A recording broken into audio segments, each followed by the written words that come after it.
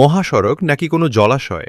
ঢাকা-সিলেট মহাসড়কের সিলেট অংশের লালাবাজারে এলে যে কারো মনে এই প্রশ্ন জাগবে। দেশের অন্যতম ব্যস্ত ও গুরুত্বপূর্ণ এই জাতীয় মহাসড়কের লালাবাজার অংশে এখন পিচপাথরের নামগন্ধ নেই। খানাখন্দে ভরা পুরো সড়কটি সামান্য বৃষ্টিতেই রূপ নেয় এক চরম দুর্ভোগের ফাঁদে।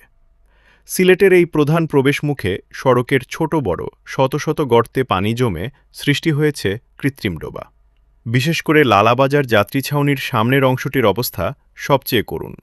গর্তের প্রকৃত গভীরতা বুঝতে না পেরে প্রতিনিয়তই এতে আটকে যাচ্ছে দূরপাল্লার বাস ও ভারী ট্রাক।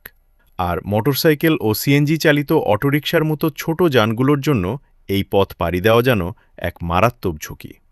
স্থানীয় চালক ও পথচারীদের সাথে কথা বলে জানা যায়, এই সড়ক দিয়ে চলাচল করতে গিয়ে প্রতিনিয়তই নষ্ট হচ্ছে যানবাহনের মূল্যবান যন্ত্রাংশ। অ্যাক্সেল ভেঙে পড়া, টায়ার ফেটে যাওয়া কিংবা নিয়ন্ত্রণ হারানোর মতো দুর্ঘটনা ঘটছে প্রায় প্রতিদিন। সামান্য বৃষ্টি হলেই গর্তের কাদাপানি ছিটকে পথচারী ও দোকানপাটে গিয়ে পড়ছে, যা প্রতিনিয়ত চরম বিরক্তির কারণ হয়ে দাঁড়িয়েছে। ব্যস্ততম এই মহাসড়কে দুর্ঘটনা এড়াতে গাড়িগুলোকে চলতে হচ্ছে অত্যন্ত ধীর গতিতে। ফলে সৃষ্টি হচ্ছে কয়েক কিলোমিটার দীর্ঘ যানজটের। মাত্র ২ মিনিটের লালাবাজার অংশ পার হতে এখন যানবাহনকে অপেক্ষা করতে হচ্ছে আধ ঘণ্টা থেকে ১ ঘণ্টারও বেশি সময়।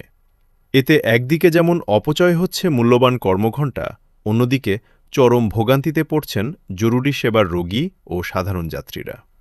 যদিও ঢাকা-সিলেট মহাসড়ক প্রস্তুতকরণের উন্নীতকরণের বড় প্রকল্পের কাজ চলমান রয়েছে, তবে স্থায়ী কাজ শেষ হওয়ার আগে অন্তত জরুরি ভিত্তিতে সড়কটি সাময়িক মেরামতের জোর দাবি জানিয়েছেন ভুক্তভোগী চালক ও এলাকাবাসী। বড় কোনো প্রাণহানি বা মারাত্মক দুর্ঘটনার আগেই কি টনক লড়বে সড়ক ও জনপথ বিভাগের?